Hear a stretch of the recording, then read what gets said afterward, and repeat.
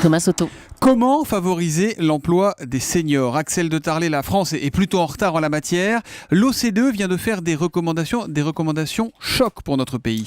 Oui, des recommandations choc parce qu'elles sont complètement tabous. Alors d'abord, quel est le constat?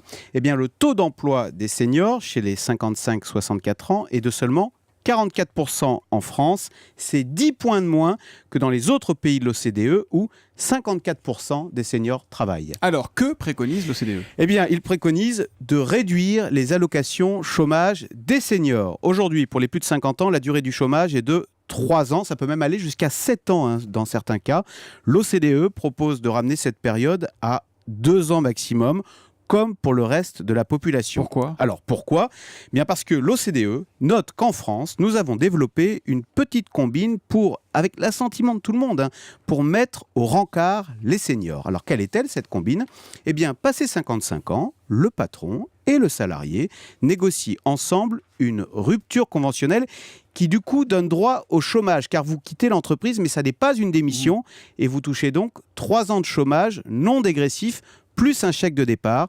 Eh bien, c'est malheureux à dire, mais finalement, chacun y trouve un peu son compte. Sauf qu'évidemment, derrière, c'est quasi impossible de retrouver un emploi. En fait, il s'agit ni plus ni moins que d'une pré-retraite déguisée. Mais alors Axel, puisqu'on est justement en train de réformer l'assurance chômage, vous pensez qu'on va les suivre, ces recommandations de l'OCDE, qu'on va réduire de 3 à 2 ans le chômage des seniors ? Alors non, on ne fera rien. Pourtant, ça permettrait de favoriser l'emploi des seniors et au passage de réduire le déficit de l'assurance chômage, qui est quand même de 19 milliards d'euros cumulés. Mais non, on ne fera rien. Les syndicats sont contre. Et puis François Hollande est contre.